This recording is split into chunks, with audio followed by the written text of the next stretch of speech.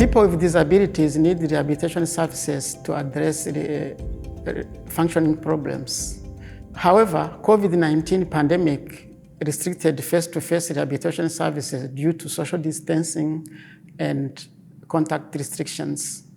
These restrictions led to increased demand of the use of telerehabilitation as alternative service mode.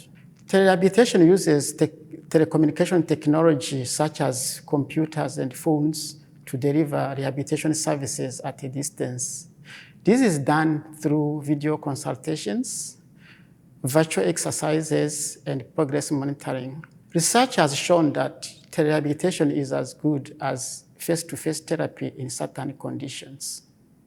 Its flexibility through real-time or pre-recorded sessions provides a convenient and access to quality rehabilitation care. Telerehabilitation has shown numerous advantages such as increased access to rehabilitation services. It is flexible that patients can use telerehabilitation at their convenient time. It is also cost-effective as it saves traveling time, such that patients do not have to spend money for traveling to the clinic. Lastly, it has been shown that telerehabilitation saves time as you don't have to spend a lot of time to travel to the clinic. It is important to note that the adoption and successful implementation of telerehabilitation depends on certain factors such as infrastructure, healthcare policies, and technical literacy. However, our recent research has shown that South Africa lacks infrastructure and health policies in order to implement telerehabilitation successfully. Facilities lacked fundings and equipments to allow the implementation of telerehabilitation successfully.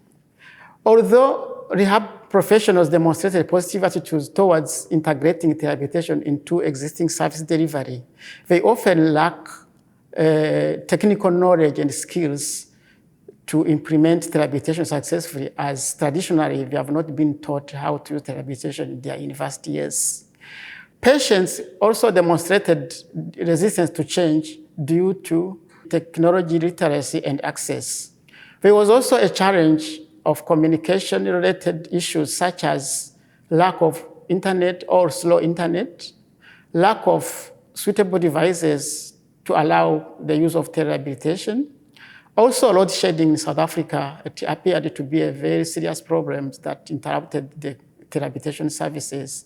In addition, there was also a problem of patients changing their phone numbers often, which would hinder communication during the rehabilitation services. In conclusion, while telerehabilitation has demonstrated significant advantages, its adoption and implementation in South Africa is hindered by certain factors such as lack of finances, lack of policies regarding the use of telerehabilitation, resistance to change for certain stakeholders, and communication problems related to internet connectivity and lack of suitable devices to implement telerehabilitation.